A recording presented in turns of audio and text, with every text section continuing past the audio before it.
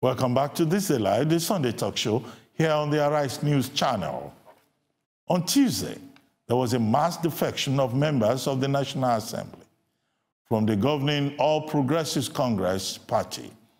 15 senators in the Senate Upper House crossed to the opposition party, putting the APC in a very difficult position in the parliament. Let's take a look at a statement by the Senate President Bukola Saraki. Dear Senate President, after due consultation with our constituents and stakeholders in our constituency, in proper recognition of Section 681G of the 1999 Constitution as amended, and for the fact of our party, the All Progressives, is hereby majority faction, we hereby inform the Senate that we, the undersigned, Senator Dine Milai Kogi West, Senator Bernardi Gebas Ganade, Benue State, Senator Ibrahim Dambaba, Sokoto State, Senator Shaba Lafaji Kwara North, Senator Mohamed Shitu Jigawa, Senator Rafi Ibrahim Kwara South, Senator Unkui Kaduna North, Senator Isa Haman Bauchi Central, Senator Mosura Sumoni Oyo Central, Senator Shoji Akombi Oyo South, Senator Usman Bayo Nafada Gombe North, Senator Musa Kwankoso Kano Central, Senator Nazif Bauchi North, Senator Alen Wadi Tejoshu Ogun Central, hereby informed that we don't sign changing our political affiliation from the All Progressives Congress to the People's Democratic Party. We thank you for your exemplary leadership. As always, yours sincerely. You've been listening to Senate President Bukola Saraki, and in the lower house of representatives, at least 37 members of parliament also quit the APC. Here is what Femi Gbajabiamila, the House leader and APC leader also, had to say about the defections. Femi Gbajabiamila. Let me say, it is always sad when you lose even one member. Those members were part of the family. Let me say very quickly, they are also welcome back at any point in time they realize the errors of their ways.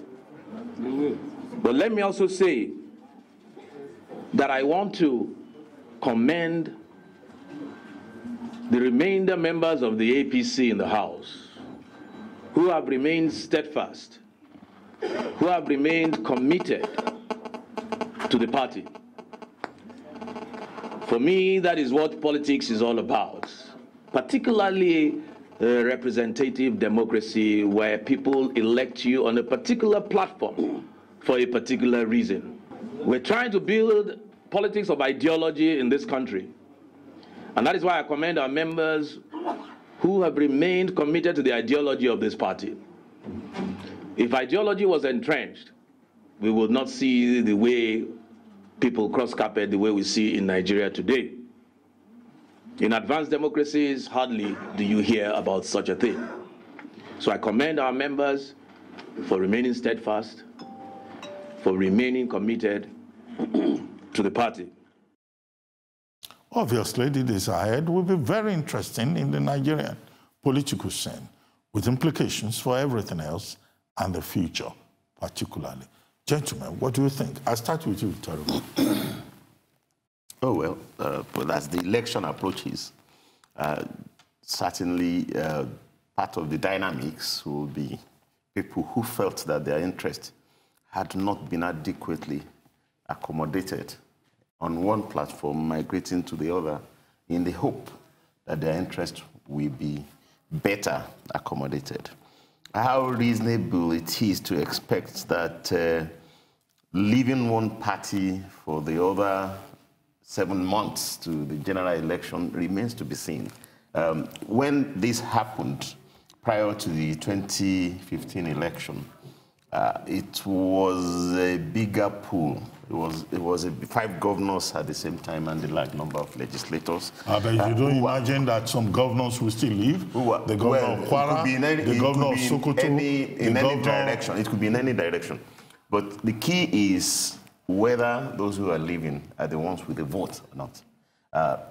In the case of the PDP, it had seemed, that the movers, the people who left, migrated with the votes to join a coalition, not another party. No, there's a coalition in place even now. They are joining an existing party. No, they may say they are joining the PDP. Some of them you are also aware. Some of them are rejoining the party they left ahead of. But you must also be aware of the fact that there is in place a coalition of Nigerian political parties. There is also the Nigerian intervention movement. And that's not the parties they have joined. That's not the parties they have joined. They have left APC. But the party that they have joined for PDP is also linking up with 32 other political parties. Yes. That's the story. Yeah, and the thing, you know, but okay, some of them... So it will seem like this is a movement against the incumbent government. Some of them were among those who left PDP to join the new party, APC. 4 years ago. And that action, theirs and the action of the other people who joined the coalition, gave the victory. So the thing that because we did it then, it gave that party victory, it may not work like that, you know, but it remains to be seen. But I mean, I know you are an APC sympathizer. Don't you see all of this frictions, implosion, as a comment, as a passing of a vote of no confidence in the Buhari government? Well, if I had been an APC sympathizer, it meant that I'd been in sympathy. I had been in sympathy with them. You want to disown them? Well, it remains to be disown seen. them publicly. We are looking at what effect is going to be, what difference is it going to make. The wave of movement ahead of 2015, the election was bigger, you know, than what's happening now. And you also have to wait to see how many people are going to move from PDP, because some are You don't think that this is a tsunami, you know? It picks up gradually. It doesn't come close to it and at then all. the great Yeah, because it's a situation in which losers are living. It's not a situation in which potential winners shifted. You are beginning to sound like Adam Sushomole. No, you see... Yeah, they have grievances. I mean, I don't want to mention this. There are people who have come out to say, I have this grievance. Anyway, Prof, this party made me suffer, and I'm leaving. The defection has implication for strategy. Strategy at the level of the ruling APC. The issue is not whether those defecting are going to one particular party. It doesn't matter. What is important to reflect on is the fact that you are having people moving away from the APC, meaning a considerable loss. Whichever party they are going to, whether it's a movement, give it any name, all of them put together constitute a new, more powerful opposition. No, there are movements in both directions. You are ignoring the fact that there are also movements out of PDP into APC. Some have happened, some are waiting to happen. You know, so let me tell you. You have to consider the net effect. Let me tell you the beauty of this defection there. And the clout of the movers. We have one member, a senator, who left APC, went to PDP. The following day or 48 hours thereafter, he came back to APC. That clearly tells you that the politicians themselves do not have any definitional focus. All right? No seriousness of purpose. In the morning, you are APC. All right? You decided to go the path of PDP in the afternoon. In the evening, you decide to come back to APC. So, now, Prof, you are saying that politics in Nigeria is not ideology-based. Not only that, it's not ideologically based. It's not philosophical. It's for the minority of the migrants, those people who are migrating, who migrated from one party 4 years ago. No, but Nigerian politicians, they are perpetually migrating. Perpetually. Well, some so this is not about the Nigerian people. The argument this is about electoral interest. Yes, you are right. The argument has been made that at the end of the day, the 1999 Constitution as amended does not prohibit movement from, defection from one political party. Particularly when there is a crisis. Every 4 years. No, when there is a crisis within your political party, then you can... Yeah, you get to the state that, people who migrate, politicians who migrate also have to be careful. If we were taken seriously the first time, you may not guarantee that you'll be taken seriously. Well, there are politicians who have migrated 10 like 5, 6 times. And were taken seriously. I think the problem we should seek to address is the articulation of whose interest is at stake when a politician is defecting. Are you defecting on the basis of your own personal interest or your constituency interest? Yes, precisely. That's right, yeah. Because that is the issue. But we've not been talking about that. Yeah, from information, you know. But what do you think? This movement out of APC, is it nemesis? Because, I mean, when it happened in 2015, President Jonathan was the villain. Now the same thing is repeating itself. What are we facing? Is it nemesis, or is this the way the cookies crumble in Nigerian politics? Well, I think it's too soon to say whether this is nemesis or not, because the movements are taking place in both directions, and we should have regard to the net movement. Not there was news this week, you know, that there's some moved in one direction. There have been news next week. If you say that, let me rephrase the question. It's unlike what happened in 2014, where it was a massive one-way movement. Well, it appears massive to Nigerians now also. Yeah. But let me rephrase the question. Since you like the APC, I don't hate the PDP. Do you think I'm analyzing facts? Do you think that President Buhari is more vulnerable now than he was in 2015? Well, the way the PDP fragmented ahead of the election, it was mass desertion that the PDP experienced. Key governors who had the vote, 5 of them left. You know, former vice president and stuff, you know. So not enough has happened now for you to consider the APC as a weaker platform, or for you to consider PDP as a stronger platform. You know, the major challenge APC will have is the mania of an Oshiomhole as APC chairman. Why? You see, it's been quite vulnerable. Yeah, but you see... I mean, one of our colleagues wrote a piece today that he's suffering from a tyranny of the mouth. Precisely. He doesn't know how to keep short. Precisely. You know, there's a manner in which you can project your interest, get people to follow you. But he talks as if he's another president of Nigeria.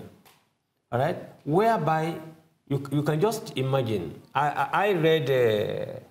I tried to analyze one statement he made. He went to the presidency.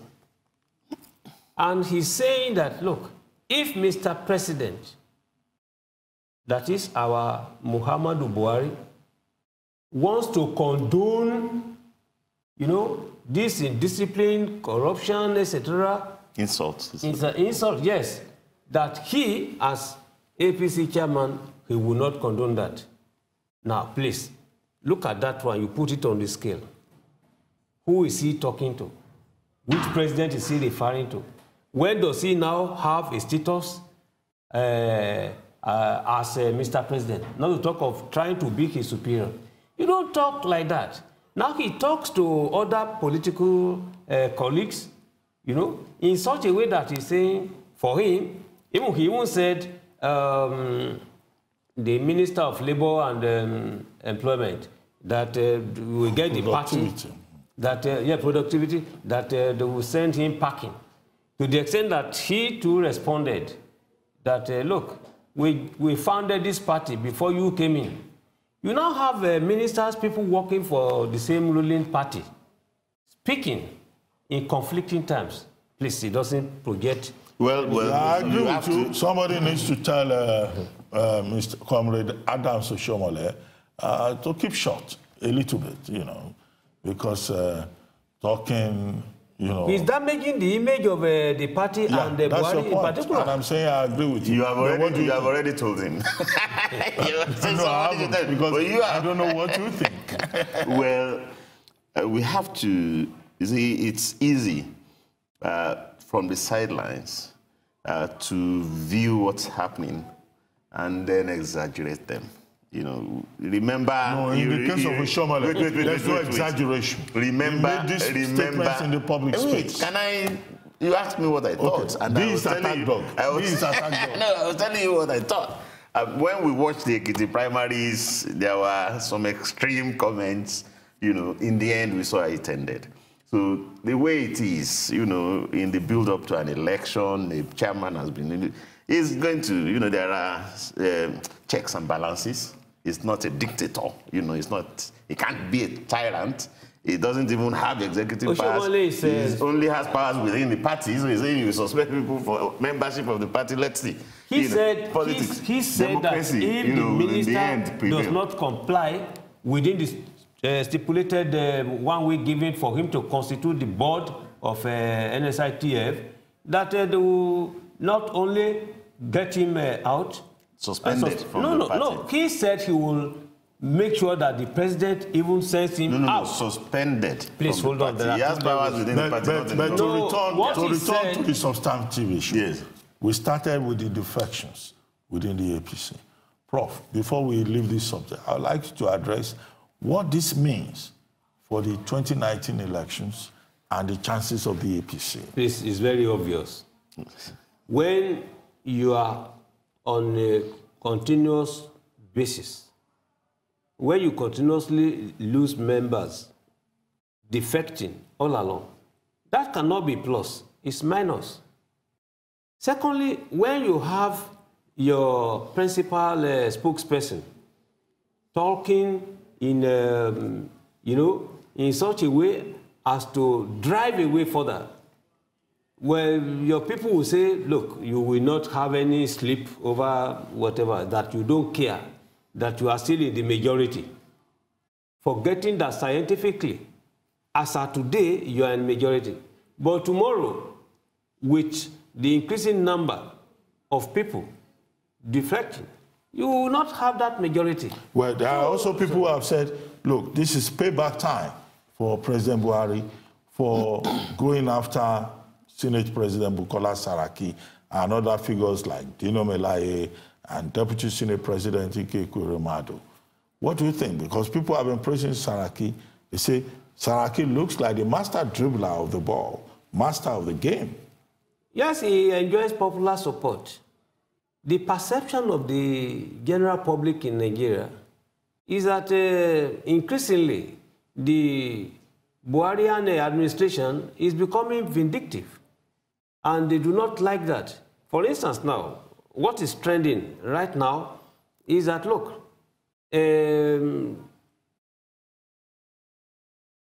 Ekweremadu, the Deputy Senate President, is being, from the perception of the people, pursued allegedly for forging what they call Senate rules to ensure that Saraki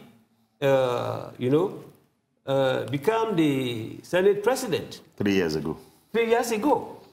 So, and they are now looking at it to say, but Saraki is now there. He's been supporting your administration. He's been doing X, Y, Z. Why is it now that you are now coming at this juncture to come and pursue him? All right? So, they also looked at his case in the court. Non-declaration of assets, to the Code of Conduct Bureau. At the end of the day, the Supreme Court has now given him, clearance. All these, the people are now saying, look, at the end of the day, okay, we will give support to I'm sure on this program, before we close, we'll still talk at length a little bit more about this subject. But Teriba, do you think this is Saraki fighting back? Trying to score a point that President Buhari cannot stop him. Stop him from doing what? From being the leader of the Senate, from exercising and acquiring and extending power within the party and influence as well. And eventually contesting as a presidential candidate. Well, he has not said so. But he has not said so. Politicians like to acquire influence. Only the Senate President himself, Dr. Bukola Saraki, can answer. No, but you have enough objective facts. He's not a lone actor. He hasn't even crossed he still remains in APC. A few people have crossed. Of the 14 that were supposed, he announced would leave, 2 are back. And in looking at the potential impact on the next election, you have to look at the way the 2 parties stood just after the last election. The migration has been heavier in the last 3 years from PDP to APC. Yeah? But in the last week or so, you have this fairly mass 14. But the complicity of Saraki movement is there. So for you to tell what will impact the election, you have to sum it all up. Tell us how many legislators, how many executives. No, the statistics is available. We'll come back to let's that. have it, yeah. Let's take a short break here on Diesel Live. This on the talk show. Don't go away.